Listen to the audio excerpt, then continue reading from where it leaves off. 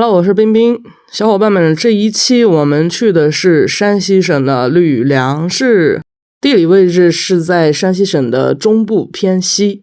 抗日战争爆发的时候，这里有很多的英雄人物，流传有很多的英雄事迹。最出名的是，应该是当时不是被拍成了一个电视剧叫《吕梁英雄传》嘛？除了英雄事迹、英雄人物之外，还有很多特色的有趣的小吃。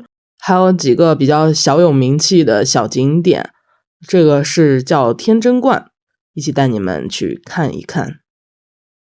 我买了一张高铁的软卧，也是第一次坐，不知道软卧是个什么样子，跟普通车厢有区别吗？带你们去看。你看我们高铁站的绿化是不是也是做得很好？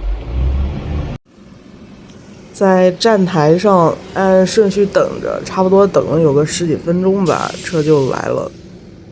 应该说是高铁来了。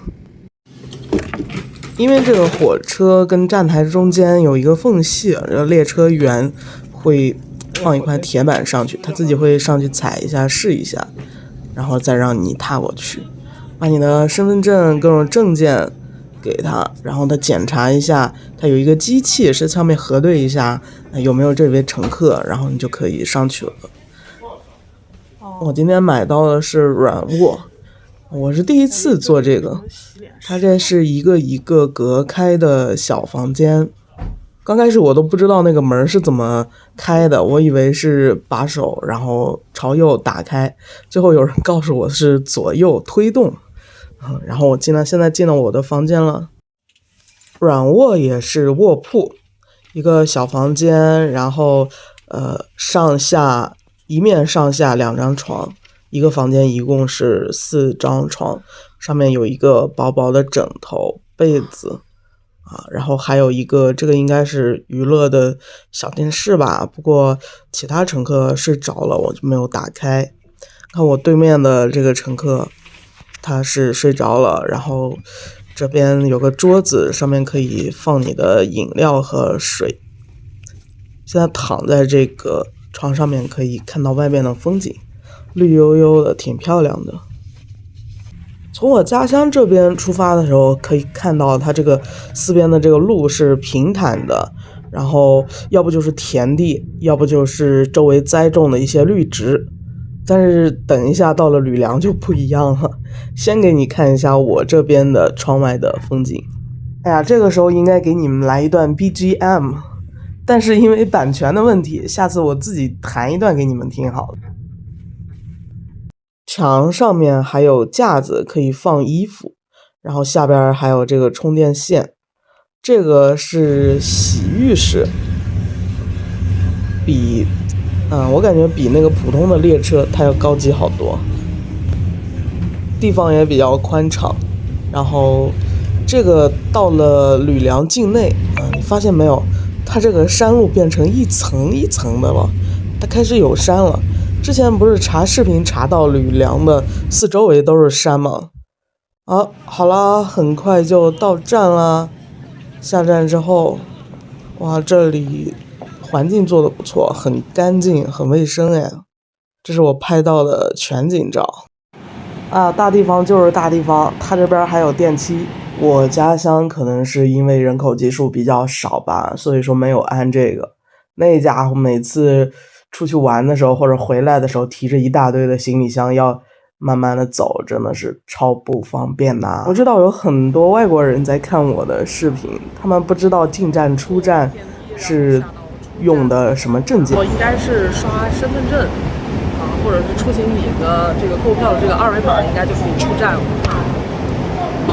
还有一个点就是，如果你忘记带身份证的话，你可以打开支付宝，它里面有你的电子身份证，你就输入证件，然后点搜索，然后添加你的身份证件信息，它应该就会扫描到。你看，就把你的证件放在这个机器的感应台上面，它扫描一下核实到你的身份，你就可以出去了。如果你不懂怎么操作呢，那这个机器旁边它通常都会有工作人员，你可以问一下他就可以了。你看这边安全吧，出站口就开始有公安的岗亭。有问题可以随时找他们。我已经下了吕梁高铁站了，然后我们下去坐一个公交车，然后看看有什么好玩的景点。因为这次走的比较急，所以我没有提前做攻略，就看看它附近有什么景点，走到哪里，然后玩到哪里好了。O 不 OK？我这次是突发奇想，想要出去玩的，所以说随机找了一个公交车，在路上碰到了一个比较热情的大爷，他跟我说是这边有一个白马仙洞比较有名，还有就是有2个博物馆，还有一些特色小吃。第一站我先选了博物馆，吕梁市区的边上有2个博物馆，一个是抗日战争时期的军事的一个博物馆，另外一个是私人收藏家然后弄的一个古代兵器的博物馆。就在这边的岗亭进门，然后把身份证交给工作人员，然后他给你登记一下就可以进来了，然后全程免费。我问了一下，人家允许是拍视频录像的。然后我们从前面进去看一看，这边是大门，然后进去看一看里面有什么。我首先进入的是这个革命博物馆，看这个地方它这个装饰还有这个整体建筑的设计就是一股抗日风，可以看到是那个年代的建筑风格，大概就都是这个样子的。你走进展厅里面可以看到它这上面就写着这个是爱国教育基地，然后1层的第一个房间它是做了一些展览品大概就是文创系列的产品，有当地的一些特色的用品，墙上挂着是晋绥边区当时的一些工作的一些一览表。往2楼走就到了正式的展览馆，这个通道的墙上面挂满了当时的一些文件呀、信息之类，全都用框给装裱好了，有兴趣的可以看一下。现在这整个2楼展览的都是当时抗日战争时期在山西吕梁地区的这些英雄人物的一些英雄事迹，还有一些就是他们曾经使用过的物品。这些物品包括当时使用的生活用品，当时工作使用的一些武器还有墙面上有一些当时的文件还有一些名人的一些个人传记、生平传记介绍都在这个墙上面也有写，它有这个中英文的对照，我全都拍成了这个视频，等一下我会放在视频的后半段，然后你自己可以慢慢的去欣赏一下。我本想把这一段视频放到后面的，因为我知道有的人对博物馆不是太感兴趣，但是我的长视频文件实在是太大了，要导出导进真的是很麻烦。这一段不喜欢的你们可以跳一下，跳到下一段看那个古代的兵器的一个博物馆，里面放了一些古代的兵器。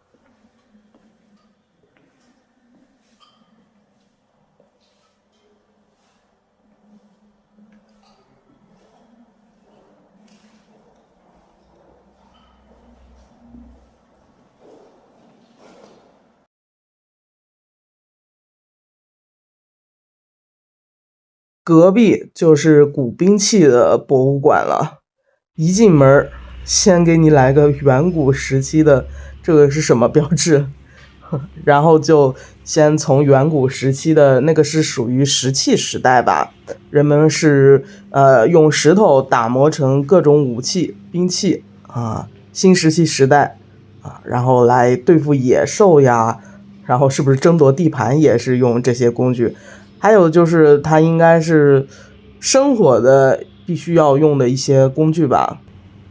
从石器时代出来，然后到了秦始皇那个时代，青铜器啊，还有金戈铁马的那些戈啊是什么样子的，还有演变到后来的刀剑，你看这一把剑的造型就挺别致的，上面还有特别奇怪的花纹，这是越王勾践的仿制品吗？这是，哎呀，我的文化程度不是特别的高，这个评论区应该有高手，他们可以看得懂。这里还有一些青铜器，这是剑身、剑柄，这些都有，你可以自己去参考一下，看看中国古代的各种时期分别都有什么样的一些武器。除了近身武器之外，还有剑。这里没有看到弓在哪儿，但是我看到了这些不同的箭头。你看这位收藏家真是把不同时期的箭矢他都找到了。这些箭头，这个就是比较简单的一些箭头吧。你看前面是一个尖尖的造型，后面是剑柄。这一个是不是某种暗器，还是说箭头？这个如果是一个箭头的话，你想想它扎到你的皮肤里面，是不是真的很难拔出来？铁蒺藜，铁质尖刺。哦，这是一种暗器是吗？啊，你看它的描述。哦哟，这个就厉害了。暗器真的是很刁钻、很古怪的一个东西，有时候你一不小心就中招了。这一边又给你介绍了一些环手刀的复原图。环手刀是什么意思？就是近身肉搏的时候砍对方手级的刀，是这个意思吗？哦，这些当时的材质是什么？还是青铜吗？那我还是比较喜欢看暗器，还有就是剑。到了战刀的鼻祖汉刀。哦，这上面还有这个中英文字幕的对照，不管是国内的还是外国的小伙伴们，等你们到时候来了之后，可以看这个字幕介绍。哎，你也可以给我的视频按了暂停，然后你慢慢的看上面的写的是什么。看了战刀，现在到了弩。哦，弩这是不是比弓箭又升级了一点？因为它有那个机关和一些物理的一些设计，说它这个射程应该是能够更远一些。这就是一些古老的一些这个弩的一个复原图。馆主还贴心的给我们弄了一个盔甲的模型，你人可以站在后边，把脸怼到那个空的位置，然后可以拍个照。你看这个唐朝的时候，它就出来了一些有名的刀具名器啊，这个墙上面都有给你介绍。这个是叫陌刀，刃长3尺，3尺可不得了，那这个刀真的是够长的。唐朝之后还出现了很多很有名气的弓箭，弓这个上面有写了各种各样的制式形式，但是最重要的是箭，尤其是那个箭头的设计，或是非常的锋利，或者有什么特别的机关，这个就厉害了。你往这边看，你看这几个，这个还看起来比较普通，它有的箭小一点，它能极端的很快速的射穿敌人的皮肤，但是右边这个就厉害了。你看它的这个造型，它这个有点像弹簧，进去的时候是竖着的，但是你想往出拔的时候，它已经展开了，想往外拔就连皮带肉的一块扯出来，这个真的是制胜的一个法宝。后面还有这个秦琼、尉迟恭他们使用的这个叫铁鞭、铁剪，就是咱的门口贴着那位2大门神他们使用的近身肉搏的兵器。你看它这上面是怎么设计的，它这个是什么的规格，这边都给你写了，你现在就按了暂停，你就可以看得非常的清楚了。这个是重甲的一些克星，因为它这个兵器设计的时候非常的重，你自己胳膊腿的，你要没有多少力气，你都提不起来这玩意儿。后边还有一些近代的一些武器我这边就文化程度太低了，我给你描述不了。等一会儿我再放在视频的后边，然后你慢慢的去欣赏。它这个每一样兵器边上都有写着它的来历呀、它的设计呀、外观尺寸都给你写的明白了。等一会儿你就看这个馆主的介绍比我讲的要清楚这边还有一个，这个是盔甲除了武器，它还给你展览了一些防护的用品、防护用具。由于我这个制作的是属于一个长视频，字幕这些都是自动生成的，如果我一个一个去更改的话，我的手机这个 CPU 它处理不了，就请大家理解一下。如果有什么字幕不到位的时候，你们自己脑补一下正确的应该是什么哈。这个视频编辑有时候有点乱，你们如果看着觉得不太那个对的话，可以自己快进或者后退跳着去看我这也是一个新手，刚开始拍视频，新手上路，请大家多多海涵。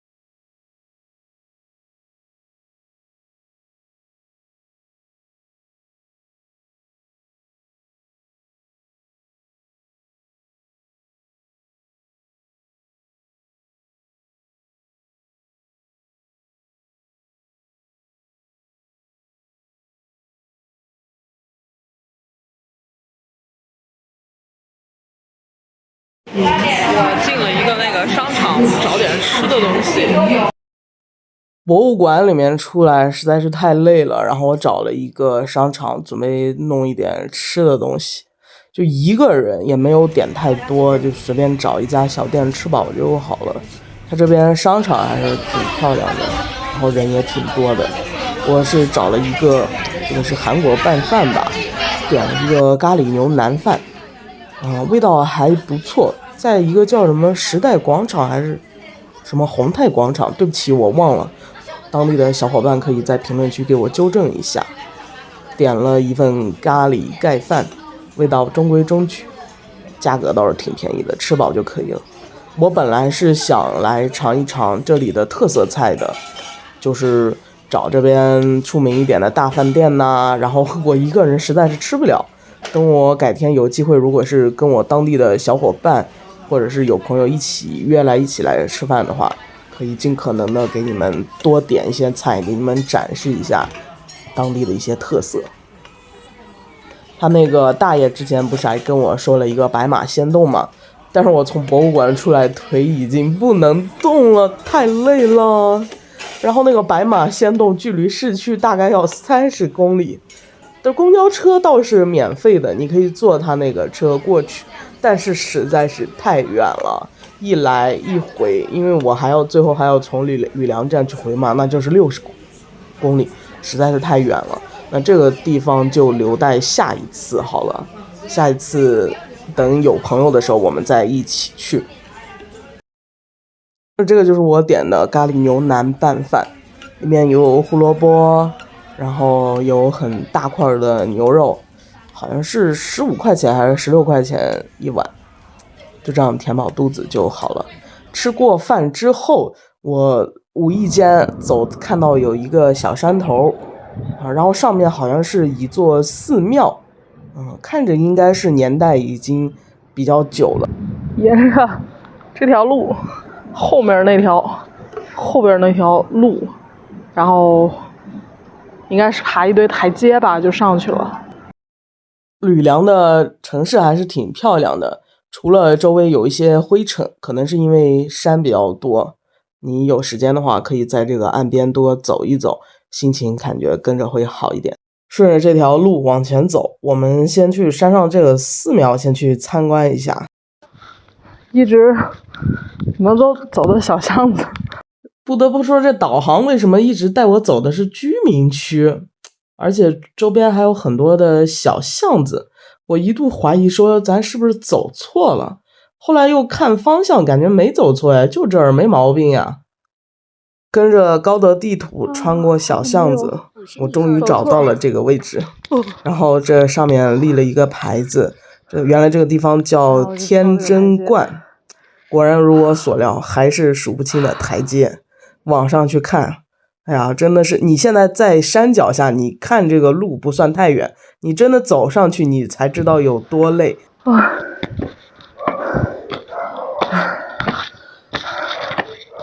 没有力气爬的时候，可以想起来3个字啊，857。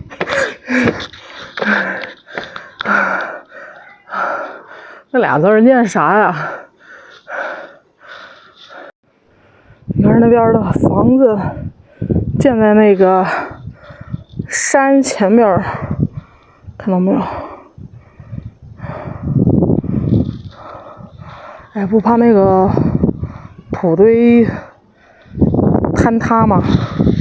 不过这边应该很少下雨。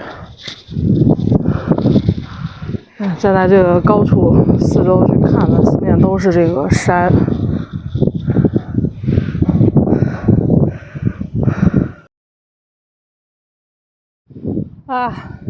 我终于爬上来了。还没有，还有一小段路。我已经累得要死了。你看，站在这个山半山腰就可以看到了，它这边四周全是山，山里面环绕的一个城市。半山腰立了一个有关这个天真观的一个石碑，上面介绍了这个天真观又叫凤山道院，然后介绍了它的创始人和这个道观的成立时间、日期，还有历年来经历过的一些事件。你走到这里的时候可以大概看一下，对它有一个基本的了解，然后再往上面去看。走到半山腰的时候就已经可以看到一些城市的景象了，它大概是被山环绕着的，中间还有一个小凉亭可以上去休息一下，然后再往上走，这个就已经到这个上面景点的这一个大门了。对镜书中的令人生敬佩。上来了，跨过这几十道台阶就上去了，好累啊！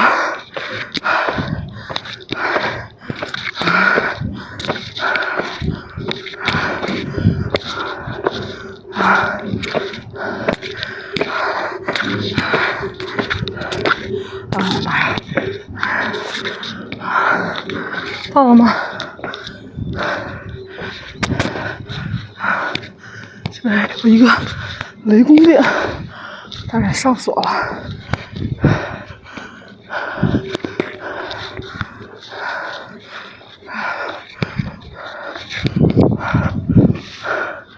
玉皇殿也上锁了，好像是初一15才开门吧。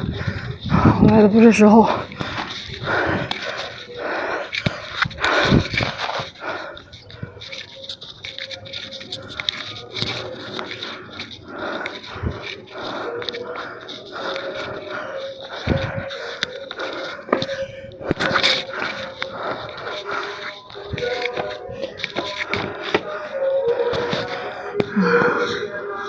这有一棵大酸枣树，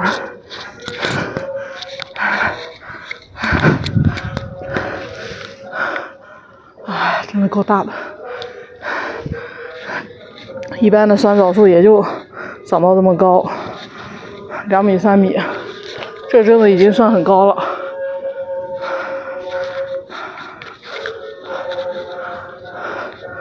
这边摆了很多的贡品。佛殿的门口有2座石狮子，镇压用的。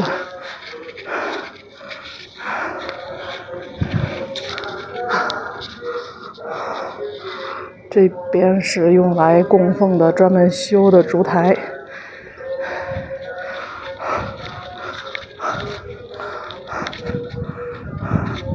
放香火的。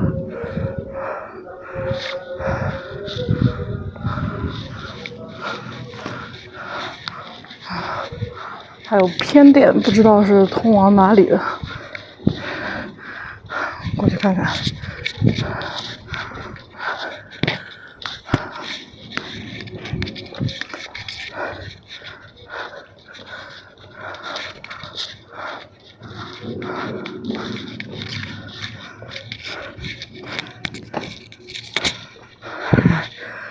爬不完的楼梯啊，台阶儿。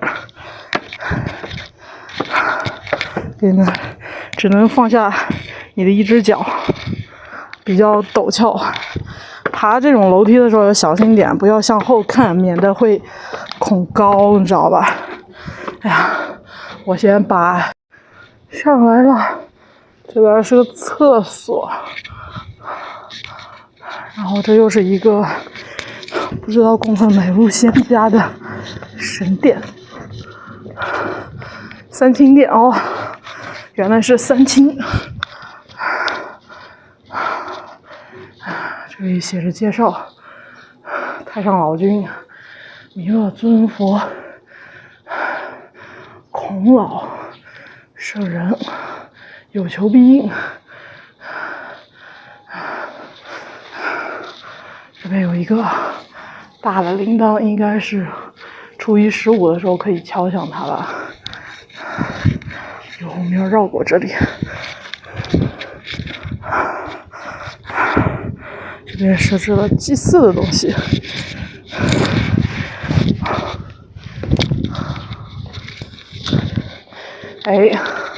从这个这么高的地方就可以往下俯瞰整个吕梁了。我发现它四周全是山，然后它那个路不是平的，是那种上坡下坡上坡下坡的，它四周全是山，被群山环绕的一座小城。以前有几种特色的饮料好像就叫吕梁山，是不是沙棘汁来着？然后我现在才算真正的确认它为什么叫吕梁山。这个今天去的这个寺庙都没有开门，我感觉可能是因为日期不太对吧。哦，这个店的名字是孙真人店。然后这边有一个非常有特点的，这是钟是吗？我知道应该是不是奉香的时候，还是有重要事情的时候会敲响那个钟。往下去看，你看整个城市的风景尽收眼底。这边有一个露台，可以站满很多人哎，游客来的时候也不怕，有很多游客的时候也不用怕。你往我镜头的左下角去看，你看这些房子，你看他们是不是建在这个山里面啊？好像是从山里面凿了洞建进去的，有点像窑洞的意思。你看这边的山体，我大概捏了一下，用手怎么样触碰它都打不动，它比较结实。这些墙应该就跟以前的窑洞一样，就从这个山体里面凿一个洞出来，然后大概给它整理一下，然后做出来的一个房子吧。这里似乎是常年干旱缺雨，你看它这个山体整个都是黄色的，硬的像石头一样的。